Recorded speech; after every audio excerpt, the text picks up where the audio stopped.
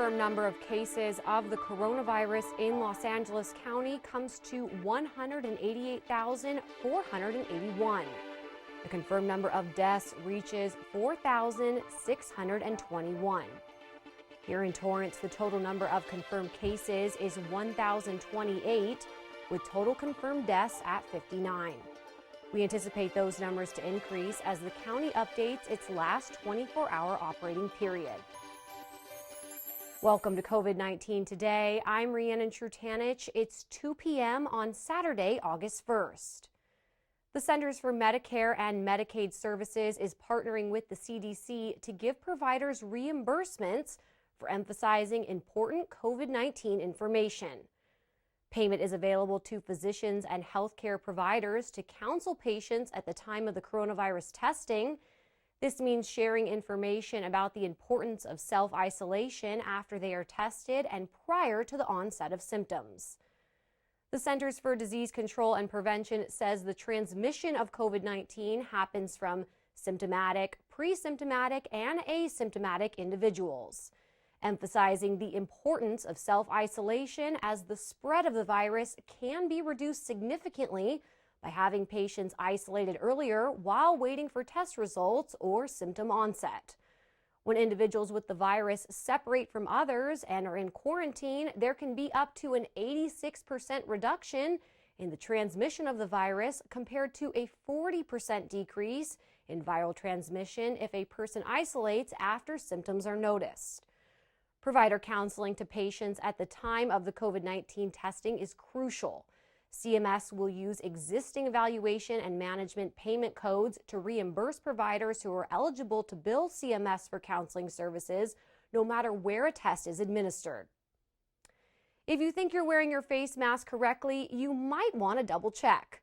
Governor Gavin Newsom's office released a PSA video on Twitter that shares the 5 common mask wearing mistakes. The first mistake highlighted touching your mask or face covering that can cause you to contaminate the surface and let germs in. The second mistake is masking too late and unmasking too soon. Before you even leave your home, wear your mask. Make sure you clean your mask after every use and make sure it's dry before reusing. Another common mistake is taking it on and off frequently. Avoid taking it off and pulling it below your chin to talk to others. Lastly, even with a mask on, stay 6 feet away from others and wash your hands often. A biotech company has created a testing kit that can help prevent a COVID-19 virus outbreak. Phylogen is an award-winning biotech company specializing in decoding the environmental microbiome for indoor safety. It announced that its Phylogen Surface COVID-19 test kit is now available nationwide. The kit can be used by anyone on any surface to provide an early indication of outbreaks in shared spaces, such as nursing homes, schools, hospitals, and even retail shops. The kit comes with swabs, a paired phone app, and simple instructions. The company analyzes the swabs and provides all the data in an online portal. The company guarantees a 40-hour test turnaround time. Dr. Jessica Green, CEO of the company, says we need methods to identify asymptomatic spreaders too, and that their product is user-friendly for the general public. During their research, they found coronavirus on unlikely surfaces. The kit allows an individual to sample infrequently touched surfaces often. The product is for purchase starting at $399. Discussions on the future of the new stimulus package will take place again today.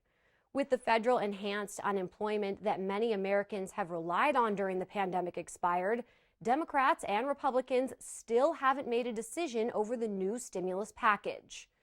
House Speaker Nancy Pelosi will host a meeting today with Senate Minority Leader Chuck Schumer in the Speaker's office and other officials.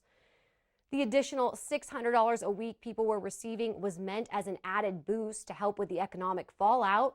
Democrats want to put their bill to extend the $600 benefit through January, while Republicans are looking to cut the weekly payments to $200. Now, despite a planned August recess, the House is expected to meet during August about the coronavirus relief package. President Donald Trump may soon take action to ban the popular app TikTok. United States lawmakers have raised intelligence and privacy concerns about the company's ownership. Trump recently said he would make a decision as early as today on banning it. The popular app, known for being a platform for creating fun, dance, or lip sync videos, is owned by a Chinese internet company called ByteDance. There have been talks that Microsoft may be buying the app. Major League Baseball officials are looking to shut down the season if the league doesn't start seeing a drop in coronavirus cases. Major League Baseball Commissioner Rob Manfred says the league needs to do a better job managing the virus. Earlier this week, 18 Miami Marlins players tested positive. Players from the St. Louis Cardinals also tested positive, and the Philadelphia Phillies announced that 2 staff members had caught the virus. Several teams have postponed games already. ESPN has reports that players are afraid the season could be called off as soon as Monday if there is an increase in cases. The business community will soon be able to apply for a grant once again starting Monday. The Los Angeles Regional COVID Fund will open the application process for its 3rd round of funds that will be open for 5 days. The Regional Fund has been offering loan and grant resources to micro-entrepreneurs, small businesses, and nonprofits. The fund was created to help the local economy due to the devastating effects from COVID-19. In total, the fund will deploy $3 million in grants. The Los Angeles Board of Supervisors have said that an additional $160 million from CARES Act funding has been approved for small business grants. The LA Regional COVID-19 Recovery Fund partners with community organizations to provide free coaching and one-on-one technical assistance to all applicants seeking support before, during, and after grant loan submission. The application will be available starting Monday at lacovidfund.org. The City of Torrance Adaptive Recreation Program has been keeping their participants busy during the summer. Members from its PALS program, which stands for People Actively Learning and Sharing, serves individuals with special needs and those with intellectual disabilities.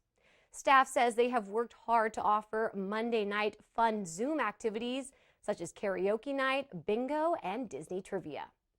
Throughout the pandemic, they have worked to make them feel less isolated and afraid with bi-monthly newsletters, weekly emails, and wellness check phone calls to all PALS members, with additional calls to those who may be most vulnerable and living alone.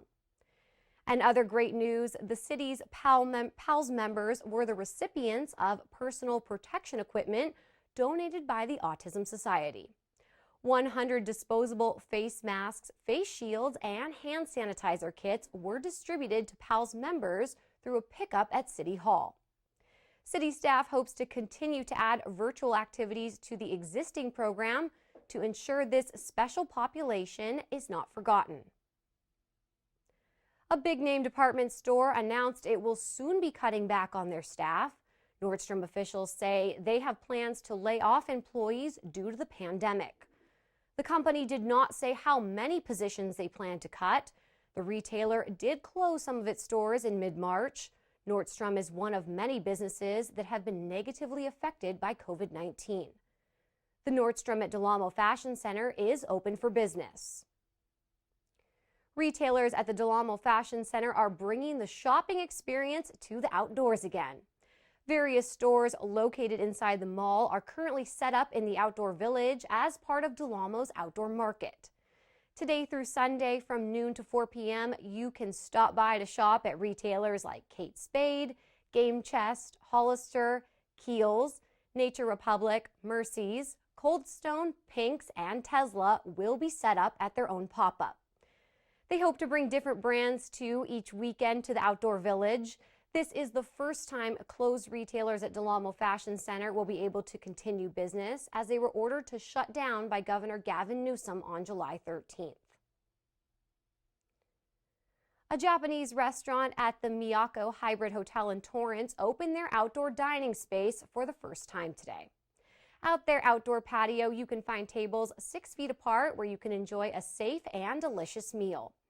They offer an exquisite dining experience with an array of seafood and marine delicacies from Issei Shima in Japan. You will also find sushi prepared fresh and your choice of any cocktail. You will be able to order from their takeout menu.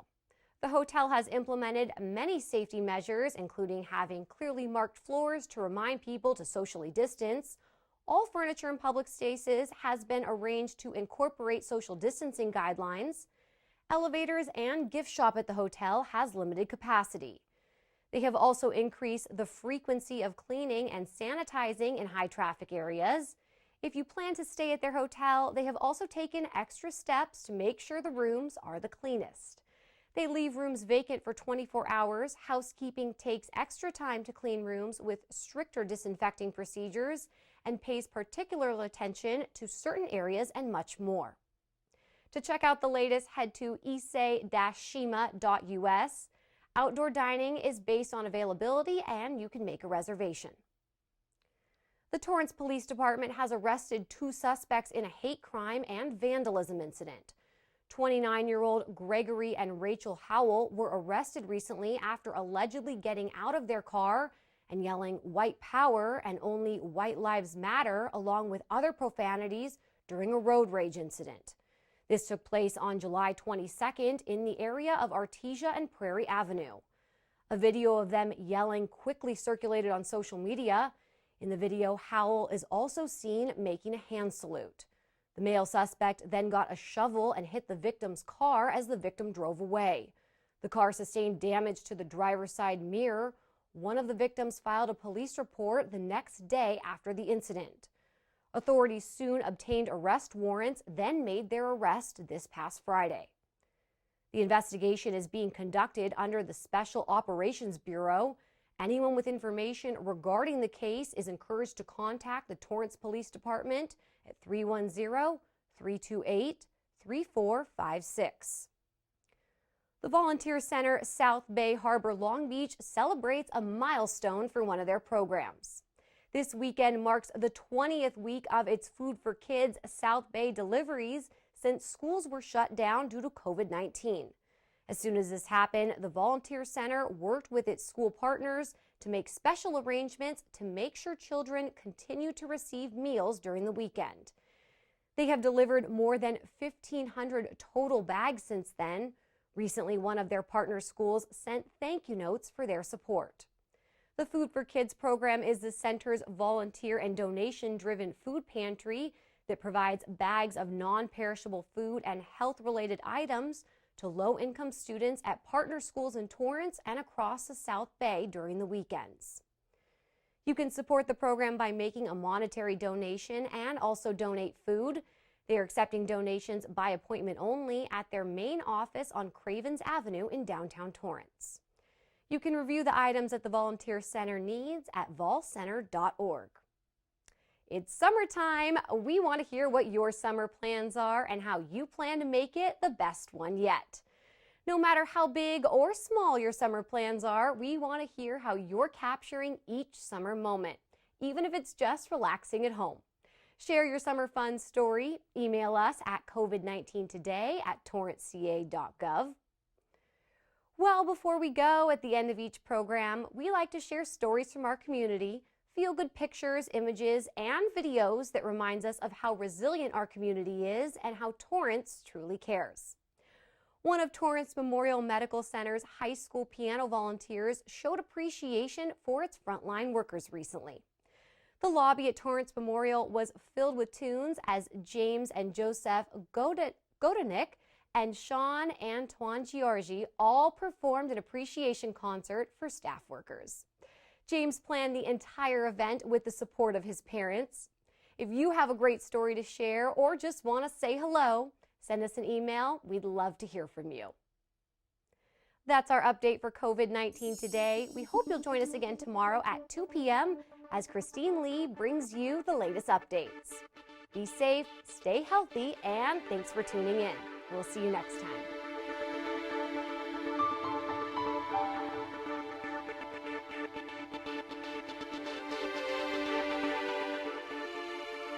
I've had to take away my parents' keys just so that they don't go out into the world and become the subject of the next article I read. I'm a daughter, not a virus. Fight the virus, fight the bias.